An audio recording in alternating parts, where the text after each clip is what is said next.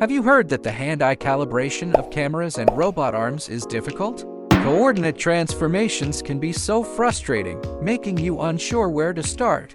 Don't worry. In fact, as long as you choose the right tools, even a beginner can become a pro. Today, I will guide you step by step through using Hicalibrator. Just follow these 4 simple steps to easily complete the hand-eye calibration between the camera and the robot arm.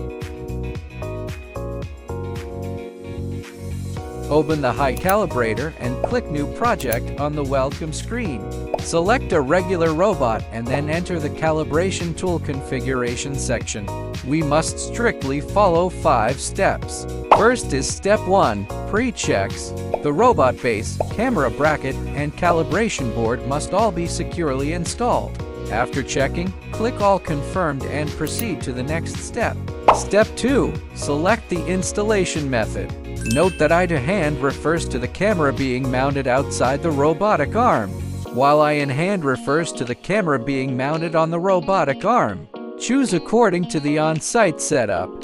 The operation processes for the 2 calibration methods are the same. Here, we'll use eye to hand as an example for the operation introduction. Step 3, connect the camera. First, click the icon to enumerate the camera, find the device, and connect.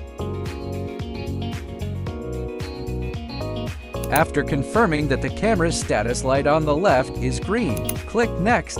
Step 4, connect the robot. Set robot control to manual calibration. Enter pose can be automatically acquired or manually input according to on-site requirements.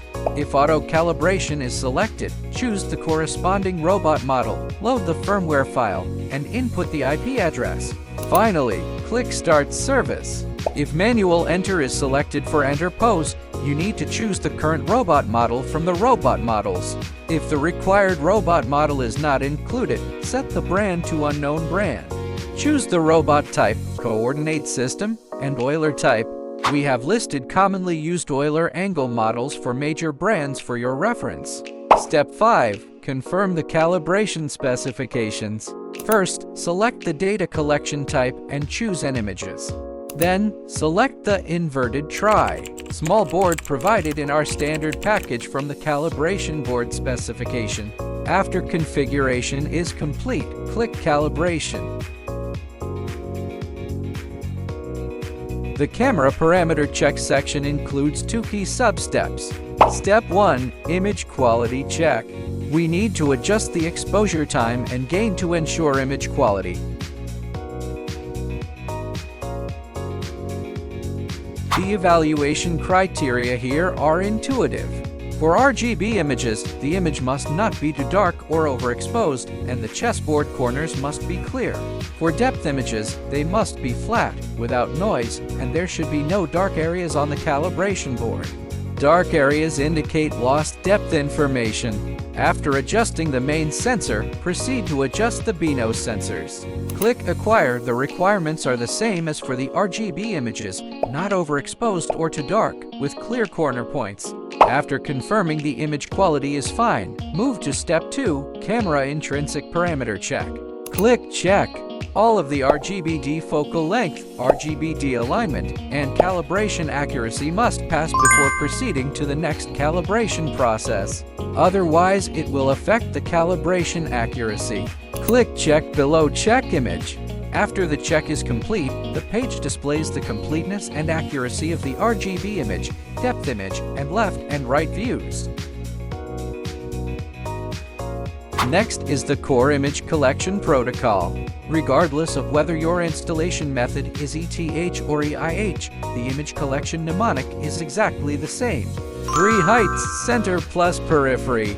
That is, in the near, middle, and far height planes, collect images at the 4 corners and the center point. Attention! Here is a fatal mistake that beginners often make. Only translating, not rotating.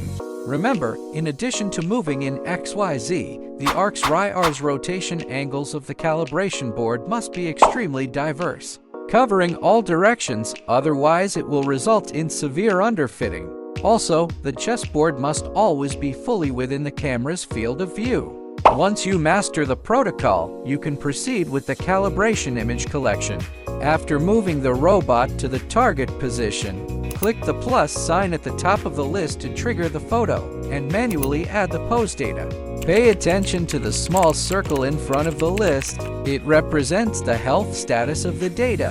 Finally, confirm the image quality. The two images on the left side of the interface are the live RGB and depth images, used to observe whether the current position of the robot is reasonable. The two on the right are by default the last successfully captured data, but you can also review by clicking the left list at any time. After collecting 15 groups of images, proceed to the next step to calculate the results. Final step, calculate the calibration results. Before clicking Calculate directly, note the Advanced Parameter area on the left side of the interface, where a few switches that determine success or failure of the calculation. If there were errors in the previous intrinsic parameter check, be sure to enable Camera Intrinsics Correction here and collect 25 points. If the depth image has a lot of noise, be sure to disable Involve Depth In. After confirming all the parameters are correct, click Calculate. What level of translational error is considered acceptable? Remember this strict standard for high-precision part picking. It must be less than or equal to 1 millimeter. For general palletizing and depalletizing, it must be less than or equal to 2 millimeters. And the repeatability accuracy must be within 3 millimeters. Once the error meets the standard, you can save and export. Click Save Calibration File, and the file will be automatically saved to the calibration folder on the C drive. If you want to save it to a custom path, click Save As next to it. Finally, save the entire calibration plan to the designated path. This is the complete operation guide for Hikrobot hand-eye calibration. Follow me to master more practical machine vision operation skills. See you in the next episode.